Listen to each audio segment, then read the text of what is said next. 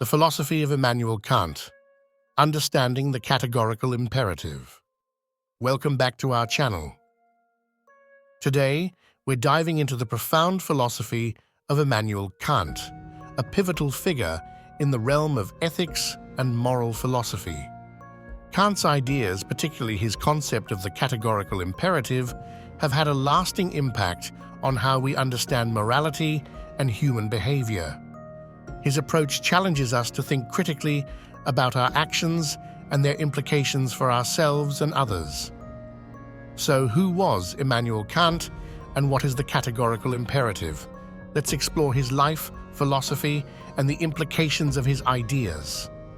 Immanuel Kant was born on April 22, 1724, in Königsberg, Prussia, now Kaliningrad, Russia. He grew up in a modest family. His father was a harness maker, and his mother was deeply religious. Kant was a bright student from a young age, showing a keen interest in philosophy and science. He attended the University of Königsberg, where he studied a wide range of subjects, including mathematics, physics, and philosophy. Kant's academic journey was marked by rigorous intellectual exploration. He was particularly influenced by the works of philosophers like David Hume and René Descartes, whose ideas would later shape his own theories. After completing his studies, Kant worked as a private tutor for several years before eventually becoming a professor at the University of Königsberg. Kant's philosophical work is often characterized by his attempt to establish a foundation for morality that is rational and universal. He sought to move beyond previous ethical theories that relied on empirical observations or subjective feelings. Instead, he aimed to develop an ethical framework grounded in reason, one that could be applied universally to all rational beings. At the heart of Kant's moral philosophy is the categorical imperative, which serves as a guiding principle for ethical decision-making. This imperative is distinct from what he called hypothetical imperatives, commands that depend on personal desires or goals. For example, if you want to be healthy, you ought to exercise.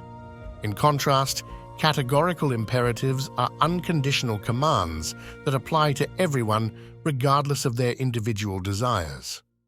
The categorical imperative can be understood in several formulations, but its essence lies in its demand for universality in moral actions. One of the most famous formulations states, "Act only according to that maxim whereby you can, at the same time, will that it should become a universal law." Let's break this down. A maxim is essentially a principle or rule that guides our actions.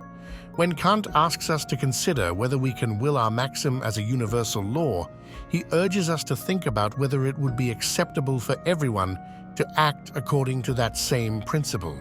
If an action cannot be universally applied without contradiction or negative consequences, then it is deemed immoral. To illustrate this concept further, let's consider some practical examples. Lying. Imagine someone considers lying to get out of trouble. If everyone lied whenever it suited them, trust would erode completely, making communication impossible. Thus, lying cannot be universalized without contradiction, therefore, it is immoral. Stealing. If one were to justify stealing based on personal need, they must consider what would happen if everyone stole when they felt justified. This would lead to chaos and insecurity in society. Hence, stealing fails the test of universality. Through these examples, we see how the categorical imperative encourages us to evaluate our actions not just based on personal gain, but through their broader implications for society.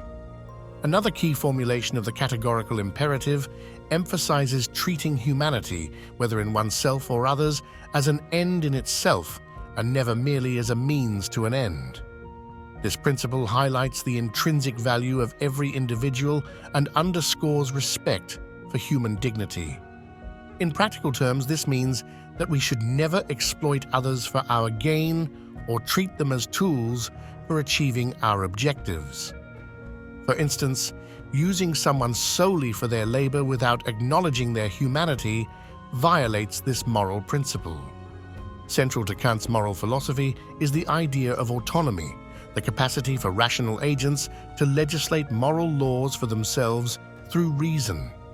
Kant believed that true moral action arises from an individual's ability to act according to principles they have chosen freely rather than being coerced by external forces or mere inclinations.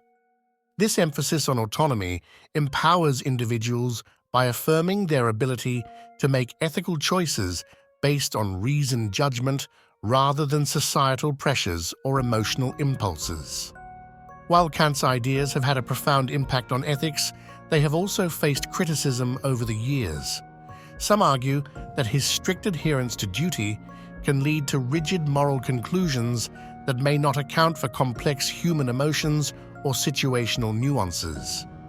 For example, critics question whether it is always morally acceptable to tell the truth if doing so could lead to harm, such as revealing someone's location during a dangerous situation. This highlights the tension between absolute moral rules and practical considerations in real-life scenarios. Despite these critiques, many philosophers continue to engage with Kant's work and find value in his emphasis on rationality and universal principles. Kant's contributions extend beyond philosophy. They have influenced various fields including law, political theory, and psychology. His ideas about human rights emphasize that every individual possesses inherent dignity deserving respect, a principle foundational to modern democratic societies. Moreover, Kantian ethics continues to inform contemporary discussions around moral dilemmas and ethical decision-making processes in various contexts, from bioethics in medicine to corporate responsibility in business practices. In conclusion, Immanuel Kant's philosophy offers invaluable insights into morality through his concept of the categorical imperative. By emphasizing universality and respect for human dignity, Kant challenges us to consider our actions' broader implications while promoting ethical behavior grounded in reason. Thank you for joining us on this exploration of Immanuel Kant's moral philosophy. If you found this video enlightening or have any thoughts about how his teachings resonate with your understanding of ethics today, please leave a comment below. Don't forget to like this video and subscribe for more engaging content about influential figures who have shaped our understanding of morality. Let's continue exploring these captivating ideas together.